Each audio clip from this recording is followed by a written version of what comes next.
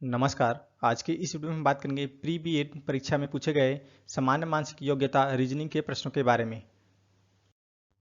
सामान्य मानसिक योग्यता से पूछा गया पहला प्रश्न है, निम्नलिखित श्रेणी में अगला वर्ण कौन सा होगा। तो यहाँ लिखा है के एम क्यू एस और यहाँ पास जो वर्ण आएगा उसे बताना है। यहाँ लिख लेते हैं के एम क्यू एस। यहाँ देखते हैं के में +2 करके एम बनाया है, क्योंकि के का कोड होता है 11 और 11 में +2 कर देंगे तो ये हो जाएगा 13 और 13 का कोड होता है एम। इसी तरह से एम में +4 करके क्यू बनाया गया है और आगे क्यू में फिर +2 करके एस बनाया है। अब यहाँ देखिए, पहले +2 किया है, उसके बाद +4 किया है, उसके बाद +2 किया है, तो एस के बाद क्या हो जाएगा, एस में +4 कर देंगे तो एस का कोड होता है 19 और 19 में +4 करेंगे तो ये हो जाएगा डब्लू। डब्लू का कोड होता है 23। 19 में +4 करेंगे तो 24। इस तरह से श्रेणी में अगला वर्ण होगा डब्लू। इस तरह से इस प्रश्न का सही उत्तर है ऑप्शन ए। अगला प्रश्न, निम्नलिखित श्रेणी को पूर्ण करें। सीरीज दिया गया है ई ए, एच जी, के एम और एन एस। तो यहाँ ई में +3 करके एच बनाया गया है। देखिए ई का कोड होता है 5 और एच का कोड होता है 8। इस तरह से ई में +3 करके एच बनाया गया है। इसी तरह से एच में +3 करके के बनाया गया है, के में +3 करके एन बनाया गया है। इस तरह से अगला वाला हो जाएगा एन में +3 करेंगे, जैसे एन का कोड होता है 14 और 14 में +3 करेंगे तो ये हो जाएगा 17 और 17 किसका कोड है, क्यू का। इसी तरह से यहाँ देखिए ए में +6 करके जी बनाया गया है। देखिए ए का कोड होता है 1 और जी का कोड होता है 7। 1 में 6 जोड़ेंगे तो हो जाएगा 7। इस तरह से ए में +6 करके बनाया गया है जी, जी में +6 करके बनाया गया है एम, एम में +6 करके बनाया गया है एस। एस का कोड होता है 19 और 19 में 6 जोड़ेंगे तो ये हो जाएगा 25। मतलब अगला वाला हो जाएगा एस में +6 करेंगे तो वाई। इस तरह से श्रेणी में हो जाएगा यहाँ पास क्यू और वाई, जो कि ऑप्शन सी में दिया गया है। अगला प्रश्न, लुप्त पद को ज्ञात करें। Find the missing term. Series दिया गया है D F G H J के एल एम एन। तो यहाँ डी में +4 करके यहाँ पास एच बनाया गया है। डी का कोड होता है यहाँ 4 और एच का कोड होता है 8। इस तरह से डी में +4 करके एच बनाया गया है। इसी तरह से एच में +4 करके एल बनाया गया है और अगर देखिए यहाँ एल का कोड होता है 12 और 12 में +4 करेंगे तो ये 16 हो जाएगा। इस तरह से एल में +4 करेंगे तो ये हो जाएगा 16 और 16 है पी का कोड। इस तरह से यहाँ पास हो जाएगा पी। बाकी जगह देखिए यहाँ एफ में +1 करके जी बनाया गया है। इसी तरह से जे में +1 करके के बनाया है और एम में +1 करके एन बनाया गया है। इस तरह से जो मिसिंग टर्म है वो है पी, जो कि ऑप्शन सी में दिया गया है। अगला प्रश्न, विलुप्त पद ज्ञात करो। Find the missing term. इस तरह से दिया गया है और इस जगह पर जो टर्म आएगा उसे ज्ञात करना है। तो पहले इस वाले चित्र में देखते हैं, यहाँ 14 और 15 को जोड़कर, जैसे 14 और 15 को जोड़ेंगे तो ये हो जाएगा 29 और 29 का दोगुना करके यहाँ पास 58 किया गया है। 14 और 15 को जोड़ेंगे तो ये हो जाएगा 29 और 29 दूनी 58। इसी तरह से अगला वाले चित्र में देखेंगे तो यहाँ 15 और 17 को जोड़ेंगे तो ये हो जाएगा 32। अब 32 का दोगुना करके यहाँ 64 बनाया गया है। इसी तरह से इस वाले चित्र में भी हो जाएगा सेम लॉजिक। तो यहाँ 16 और 18 को जोड़ेंगे तो ये हो जाएगा 34 और 34 का दोगुना करेंगे तो इस प्रश्न चिन्ह के जगह में जो संख्या होगी वो है 68। 34 दूनी 68। इस तरह से इस प्रश्न का सही उत्तर है ऑप्शन ए। अगला प्रश्न, विलुप्त पद को ज्ञात करो। इस तरह से चित्र दिया गया है और यहाँ पास जो संख्या आएगी उसे ज्ञात करना है। तो पहले वाले चित्र में देखते हैं यहाँ पास, तो इस वाले में ये 2 0 6 और 4 को जोड़कर 2 को घटाकर इस यहाँ पास 10 बनाया गया है। देखते हैं यहाँ पास 2 धन 0 धन 6 धन 4, मतलब ये 2 धन 0 धन 6 धन 4 सबको जोड़ेंगे तो ये हो जाएगा 12। अब इस 12 में 2 को घटाया करके यहाँ पास 10 बनाएगा, मतलब यहाँ पास 10 बनाया गया है। इसी तरह से इस वाले चित्र में भी 8 6 2 और 10 को जोड़ देंगे तो 8 धन 6 धन 2 धन 10 को जोड़ेंगे तो ये हो जाएगा 26। अब इस 26 में 2 घटाना है तो 2 घटाएंगे तो यहाँ पास हो जाएगा ये 24। इसी तरह से इस वाले चित्र में भी हो जाएगा, सबको जोड़ देंगे 10 4 14 और 12। तो 10 4 14 और 12 को जोड़ेंगे तो ये हो जाएगा 40। अब 40 में 2 घटा देंगे तो 40 में 2 घटाएंगे तो ये हो जाएगा 38। मतलब इस प्रश्न चिन्ह के जगह में जो संख्या होगी वह है 38। इस तरह से इस प्रश्न का सही उत्तर है ऑप्शन ए। अगला प्रश्न, यदि धन है ऋण के लिए, ऋण है गुना के लिए, गुना है भाग के लिए, भाग है धन के लिए, उसके बाद ये स्क्वायर के अंदर ट्रायंगल है वो 1 के लिए है, स्क्वायर है 4 के लिए, उसके बाद डबल स्क्वायर डबल ट्रायंगल है 2 के लिए, उसके बाद ये 2 स्क्वायर है वो है 8 के लिए इत्यादि, तब इसका मान ज्ञात करना है। तो इन सब का मान रख देते हैं। तो पहले में है डबल स्क्वायर, तो डबल स्क्वायर का मान है 8, तो यहाँ पर देखते हैं 8, भाग है ये धन के लिए है, उसके बाद फिर से डबल स्क्वायर है तो ये हो जाएगा यहाँ पास 8, उसके बाद ये धन है तो धन है किसके लिए, ऋण के लिए, फिर से डबल स्क्वायर है तो डबल स्क्वायर है 8 के लिए, उसके बाद जो यहाँ पास लिखा है ऋण, तो ऋण है गुना के लिए, उसके बाद फिर है डबल स्क्वायर, उसके अंदर ट्रायंगल है तो ये किसके लिए है, 2 के लिए, उसके बाद फिर से भाग है तो भाग किसके लिए, भाग है धन के लिए, उसके बाद यहाँ देखिए यहाँ 3 स्क्वायर है।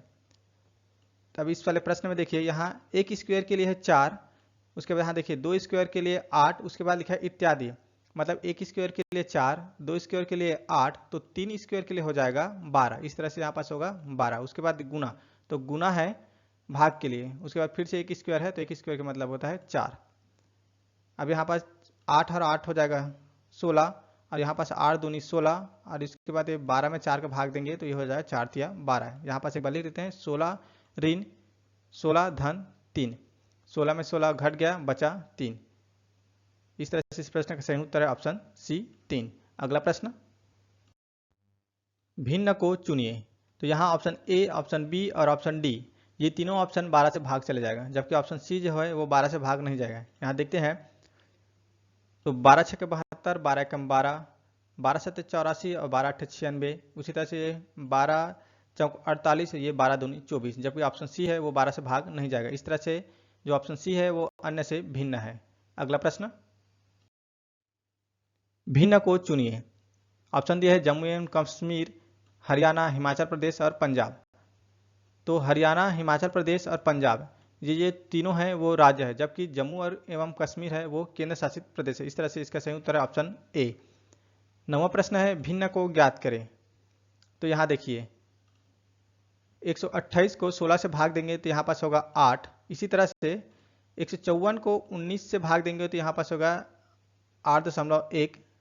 उसी तरह से ऑप्शन सी को देखते हैं 192 को 24 से भाग देंगे तो यहाँ पास होगा 8, और जो ऑप्शन डी में लिखा है ऑप्शन ए में भी 128 को भाग देंगे 16 से तो यहाँ पास 8 होगा। ऑप्शन सी में 192 को भाग देंगे 24 से तो भी 8 आ रहा है, और ऑप्शन डी 104 को 13 से भाग देंगे तो भी 8 होगा। इस तरह से जो भिन्न है वह 154 भागित 19 करेंगे तो यहाँ पास 8.1 आ रहा है। इस तरह से जो भिन्न है वह है ऑप्शन बी।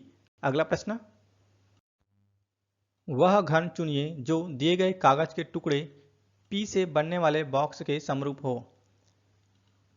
तो यहाँ देखिए जब इस कागज के टुकड़ों को मोड़ेंगे घन के रूप में तो जो 3 डॉट यहाँ पास है और यहाँ पास है जो 2 डॉट, तो ये दोनों एक दूसरे के अगल बगल होंगे। उसके बाद देखिए इस 3 नंबर वाले घन में ये 3 नंबर डॉट वाले ऊपर है और ये 2 नंबर है वो नीचे में, मतलब एक दूसरे के अपोजिट है, मतलब ये तो नहीं बनेगा। उसके बाद ऑप्शन देखिए, ऑप्शन ए में भी 3 लिखा है, ऑप्शन सी में भी 3 लिखा है और ऑप्शन डी में भी 3 लिखा है। अब बचा क्या, ऑप्शन 2, केवल 1 एवं 2। तो यही इसका सही उत्तर है ऑप्शन बी, केवल 1 एवं 2। अगला प्रश्न, निर्देश प्रश्न संख्या 11 और 12 निम्नलिखित जानकारी पर आधारित है। पहला, एक घन के सभी फलकों को लाल रंग से रंगा गया है। दूसरा है इस घन को बराबर आकार के 64 छोटे घनों में काटा गया है। मतलब चित्र कुछ इस तरह से बनेगा, पहले बड़े घन को लाल रंग से रंगा गया, उसके बाद इसे 64 बराबर आकार के घनों में काटा गया है। प्रश्न में लिखा है 11वां, कितने छोटे घन होंगे जिनका केवल एक फलक रंगा हो। तो आप इसे इमेजिन करेंगे तो देखिए ये वाला जो है उसके एक फलक रंगा गया है। इसके लिए एक फार्मूला भी है, आप इसे इमेजिन करके भी बना सकते हैं या फार्मूला से बनाएंगे। तो चलिए फार्मूला देखते हैं। तो एक फलक लाल वाले घनों की संख्या, इसके लिए फार्मूला है 6 गुणित n ऋण 2 का वर्ग। अब यहाँ n लिखा है तो n की जगह होगा 4। देखिए 1 2 3 4 इधर है, 1 2 3 4, तो n की जगह हो जाएगा 4। अब n की जगह जब 4 रखेंगे तो ये हो जाएगा 6 गुणित 4 ऋण 2 का वर्ग। 4 में 2 घटाएंगे तो यहाँ पास हो जाएगा 2, तो 6 गुणित 2 का वर्ग, और 2 का वर्ग होता है 4, इसलिए 6 चौक 24। इस तरह से 24 ऐसे छोटे घन होंगे जिनका एक फलक रंगा हो। तो इसका आंसर है ऑप्शन डी 24। अगला में है 12वां प्रश्न, कितने छोटे घन होंगे जिनका कोई भी फलक ना रंगा हो। तो इसके लिए भी एक फार्मूला है, जिनका कोई भी फलक लाल नहीं हो उतने घनों की संख्या के लिए फार्मूला है n ऋण 2 की घात क्यूब।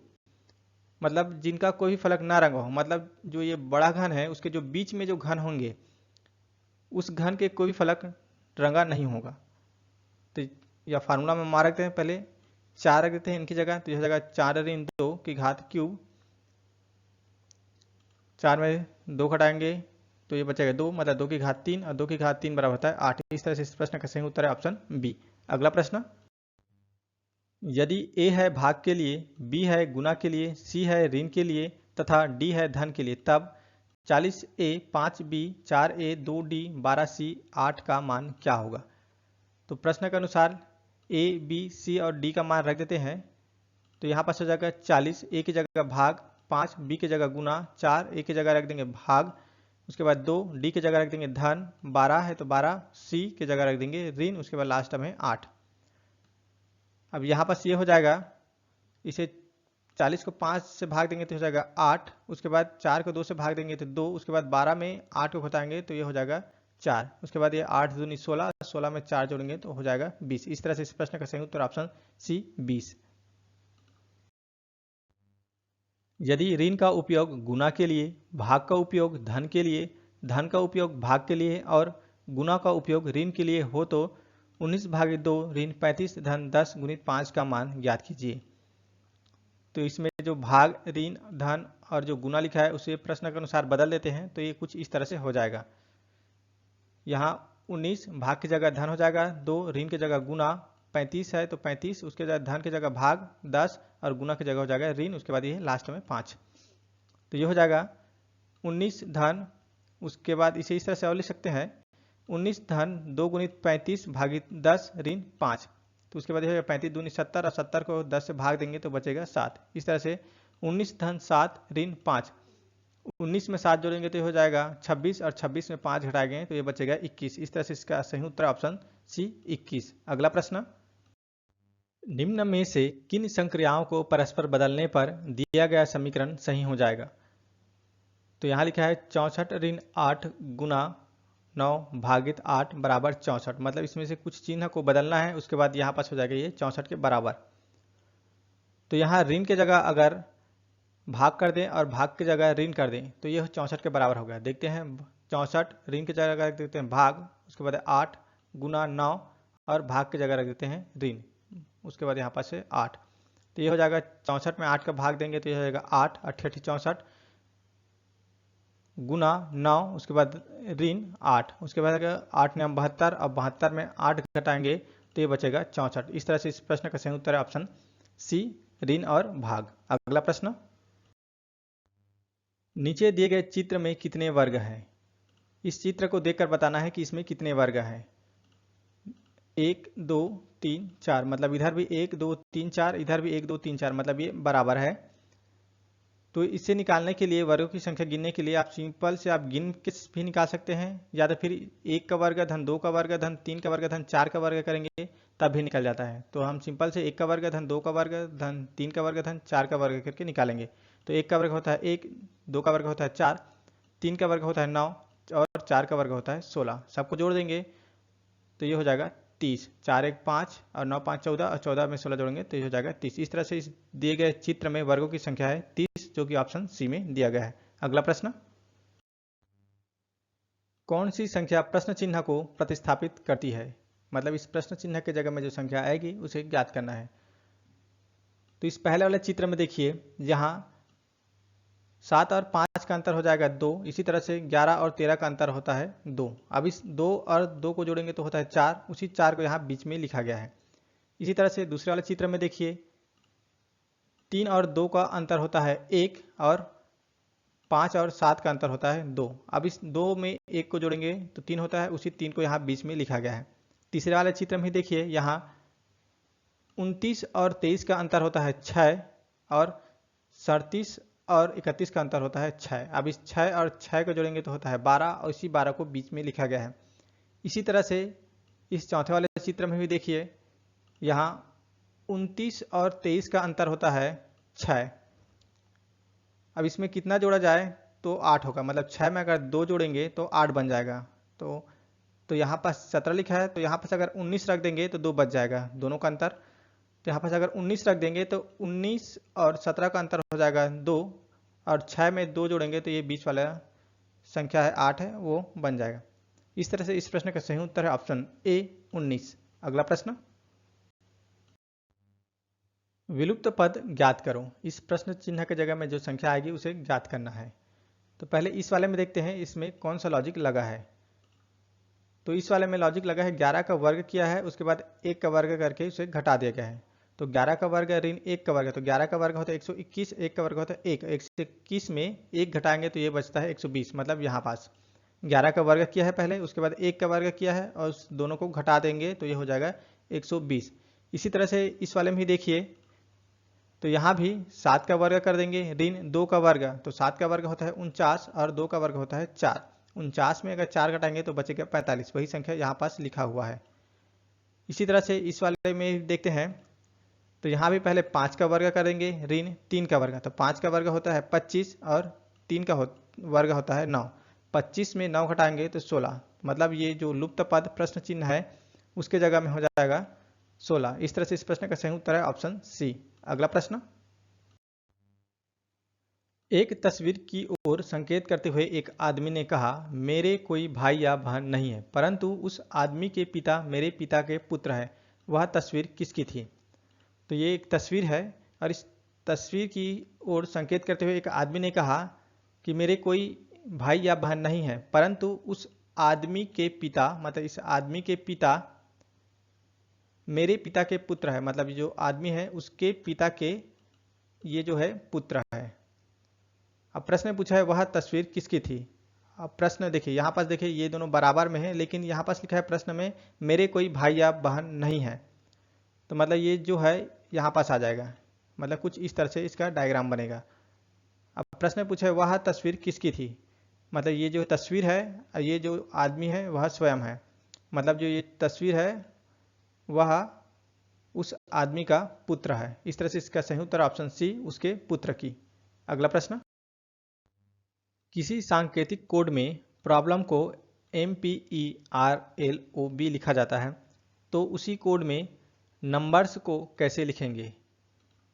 यहाँ लिखा है प्रॉब्लम और इस कोड को लिखा गया है MPERLOB। तो इसमें जो लॉजिक लगा है वो ये है कि जो P है उसे इस सेकंड नंबर में लिखा गया है, R को यहाँ पास लिखा गया है, O को यहाँ पास लिखा गया है, B को यहाँ पास लिखा है। इसी तरह से L है उसको यहाँ पास लिखा गया है, E है उसे यहाँ पास लिखा गया, उसके बाद M जो लास्ट में है उसे यहाँ पास पहले में लिखा गया है। अब प्रश्न में लिखा है उसी कोड में नंबर्स को कैसे लिखेंगे, तो यहाँ पास ये नंबर है और जो इसमें जो लॉजिक लगा है सेम लॉजिक इस नंबर्स में लगा देंगे, तो यहाँ पास हो जाएगा। इसका आंसर इस तरह से होगा SNRUEMB। देखते हैं, देखिए N है तो ये भी सेकंड नंबर में हो जाएगा, U है तो U यहाँ पास आ जाएगा, M जो है तो M यहाँ पास आ जाएगा, B है तो B यहाँ पास आ जाएगा। इसी तरह से E जो है वो यहाँ पास आ जाएगा, R है वो यहाँ पास आ जाएगा और जो S है लास्ट में वो यहाँ पास फर्स्ट में आ जाएगा। इस तरह से इस प्रश्न का सही उत्तर है ऑप्शन ए। अगला प्रश्न, यदि किसी सांकेतिक कोड में ट्रायंगल स्क्वायर एरो का मतलब Ram is going, arrow square dot का मतलब श्याम इज गोइंग और डॉट प्लस ट्रायंगल का मतलब है राम एंड श्याम है, उस कोड में श्याम को कैसे लिखेंगे। तो इस दूसरे और तीसरे वाले में देखिए, एरो स्क्वायर और डॉट का मतलब है श्याम इज गोइंग और डॉट प्लस ट्रायंगल का मतलब है राम एंड श्याम। प्रश्न पूछा है उस कोड में श्याम को कैसे लिखेंगे, तो इसमें और इसमें देखिए यहाँ भी श्याम लिखा है और इस वाले में भी श्याम लिखा है, मतलब दोनों में श्याम कॉमन है। इसी तरह से इस चित्र में देखिए एरो स्क्वायर डॉट और इस वाले में देखिए डॉट प्लस ट्रायंगल, तो दोनों में कॉमन क्या है, ये डॉट, तो ये जो डॉट है वो श्याम का कोड है। इस तरह से इसका सही उत्तर ऑप्शन डी। अगला प्रश्न, निम्नलिखित श्रेणी को पूर्ण करो, मतलब जो इस प्रश्न चिन्ह के जगह में जो संख्या होगी उसे ज्ञात करना है। तो देखिए इसमें कौन सा लॉजिक लगा है, तो यहाँ देखिए 2 में +2 करके 4 बनाया गया है। इसी तरह से 4 में +3 करके 7 बनाया गया है। 7 में +4 करके 11 बनाया गया है। अब देखिए +2 +3 +4 किया गया है, तो अगला वाला हो जाएगा +5, तो 11 में +5 करेंगे तो ये हो जाएगा 16। इसी तरह से अब अगला होगा 16 में +6 करेंगे तो ये हो जाएगा यहाँ पास 22। नीचे वाला में देखते हैं कौन सा लॉजिक लगा है। तो 5 में +2 करेंगे तो हो जाएगा 7, 7 में +2 करेंगे तो हो जाएगा 9, 9 में +3 करेंगे तो हो जाएगा 12। अब 12 में +4 करेंगे तो यहाँ पास हो जाएगा 16। अब 16 में +5 करेंगे तो ये हो जाएगा 16 5 21। तो मतलब इस प्रश्न चिन्ह के जगह में जो संख्या होगी वह है 16/16। अब 16/16 करेंगे तो होगा 16 एक कम 16, भाग दे देते हैं सिंपल से, तो 16/16 बराबर 1, जो कि ऑप्शन बी में दिया गया है। अगला प्रश्न, विलुप्त संख्या को ज्ञात कीजिए। 3 7 23 95, उसके बाद यहाँ पास जो संख्या आएगी उसे ज्ञात करना है। तो देखते हैं इसमें कौन सा लॉजिक लगा है। तो यहाँ पास 3 × 2 धन 1 करके 7 बनाया गया है। 3 दूनी 6, 6 में धन 1 करेंगे तो यह आ जाएगा 7। इसी तरह से 23 बना है, 7 × 3 धन 2 करके 7 या 21, 21 में 2 जोड़ेंगे तो यह हो जाएगा 23। मतलब पहले 2 का गुना करके 1 जोड़े हैं, उसके बाद दूसरे वाला में 3 का गुना करके 2 जोड़ेंगे, तो अगला वाला हो जाएगा 4 का गुना करके 3 जोड़ के, मतलब 23 × 4 धन 3 बराबर 95। मतलब 23 चौके 92, अब 92 में 3 जोड़ेंगे तो ये हो जाएगा 95। इसी तरह से देखिए 2 से गुना करके 1 जोड़े हैं, 3 का गुना करके 2 जोड़े हैं, 4 का गुना करके 3 जोड़े हैं, तो अगला वाला हो जाएगा 5 का गुना करके 4 जोड़ देंगे, मतलब 95 × 5 धन 4 बराबर 479। 95 पंचे 475 धन 4, तो 475 धन 4 करेंगे तो हो जाएगा 479। इस तरह से जो लुप्त पद है वह है 479, जो कि ऑप्शन बी में दिया गया है। अगला प्रश्न, निम्नलिखित श्रेणी को पूर्ण करें। यहाँ लिखा है CKE GQMITQ, उसके बाद यहाँ पास जो अक्षर होगा उसे ज्ञात करना है। तो देखते हैं इसमें कौन सा लॉजिक लगा है। तो यहाँ पास C में +2 करके E बनाया गया है। C का कोड होता है 3 और E का कोड होता है 5, तो C में +2 करेंगे तो यहाँ पास हो जाएगा E। इसी तरह से E में +2 करेंगे तो हो जाएगा G, G में +2 करेंगे तो हो जाएगा I, GHI। इसी तरह से अगला में अगर I में +2 करेंगे तो ये हो जाएगा K, क्योंकि I का कोड होता है 9 और K का कोड होता है 11। उसके बाद इस सेकंड वाले अक्षर K को देखते हैं। तो K में +3 करके N बनाया गया है। K का कोड होता है 11 और N का कोड होता है 14, तो 11 में +3 करके 14, मतलब K में +3 करके N बनाया गया है। इसी तरह से N में +3 करके Q बनाया गया है, Q में +3 करके T बनाया गया है।